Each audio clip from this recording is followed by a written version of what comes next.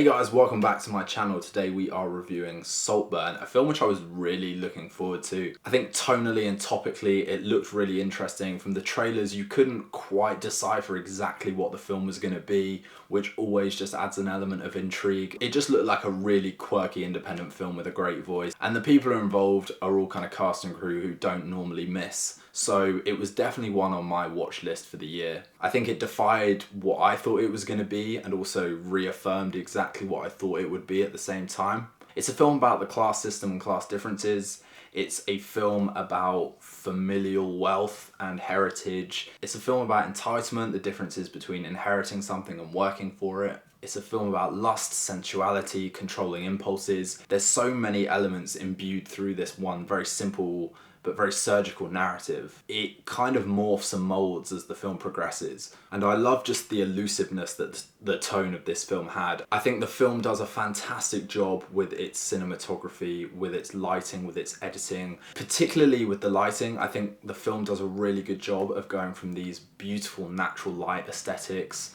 on like dusk evenings or really early mornings to these really kind of neon trippy like dance and club sequences that really helps to juxtapose and unsettle the narrative tone going throughout. You're never completely groomed into this sense of comfort and settlement. There is always this kind of fantastical veil that gets draped over this film that keeps you feeling like you're in a different world. As I said, the cinematography is absolutely stunning, partly just because of the locations they're filming in, partly because of the aspect ratio, which really adds to the claustrophobia and the intimacy of a lot of the scenes. The music, all the needle drops were on point, really added layers to the film. I think the final scene in this film, while completely wacky, absurd, over the top, was just so much fun. The performances are all so on point. Richard E. Grant is an absolute standout, so is Rosamund Pike. Barry Keoghan just perfectly embodies this chameleon-esque character who can go from being an outcast and this alienated victim at one point to feeling very intrusive and a bit like an imposter and a bit of a threat at others. The film does a really good job of keeping him at arm's length and making the film much more interesting by not just turning him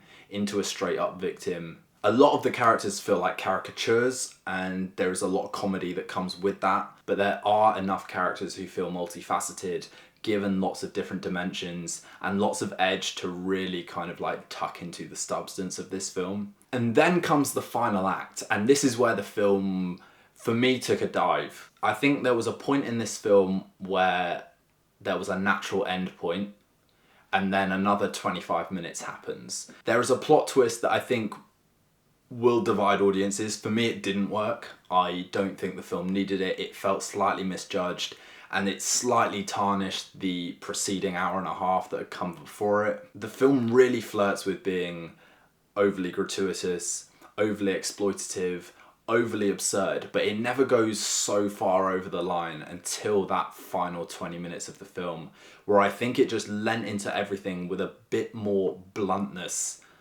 than the kind of nuance that had been established earlier on in the film. I don't think it stuck the landing. It committed to the landing, don't get me wrong, but I'm not entirely sure it worked. It does a great job of blurring the lines between who we're supposed to root for and who we're supposed to condemn, but the ending that this film opted for somewhat undermined that. It was subversive in some really great ways prior to that, but it was subversive in a very matter-of-fact way at the ending that I didn't personally agree with. The way I felt about the ending to this was similar to how I felt about the ending to The Power of the Dog with Benedict Cumberbatch. It was a fantastic film, and then something is revealed at the end that makes you reconfigure what you thought about a certain character. The ending of that film didn't work, and it is exactly the same as the ending of this film. Things are revealed that make you think about a character in a certain way, and it expects you to buy into certain things that have happened throughout with a different perspective. What I think the film really nailed was this erotic undertone that flirted with a very sensual tone complemented by the aesthetics, but also hinged on the grotesque and the taboo and the kind of utterly unacceptable. And this film goes to some places, man. And a lot of the scenes really did leave you in that sense of like, whoa, or don't go there, but we go there. And the film is all the better for it because it creates that sense of unease. Overall, I really enjoyed Saltburn. It's a film that I definitely want to watch again. I think the social commentary aspects work on some levels really well, and feel very surface level at others. But overall it's riveting. It's bolstered by these kind of absurdly comical performances, great aesthetics and landscapes, fantastic music choices, and a tone that keeps you guessing throughout. It demonstrates really confident filmmaking and a real command over a narrative, even though you might personally disagree with where it goes. So it's definitely worth a watch. If you have seen it already, do drop a comment below and let me know thoughts. Please also consider liking and subscribing to the channel, guys. That's always a huge help for me. And in the meantime, we will see you for the next vid.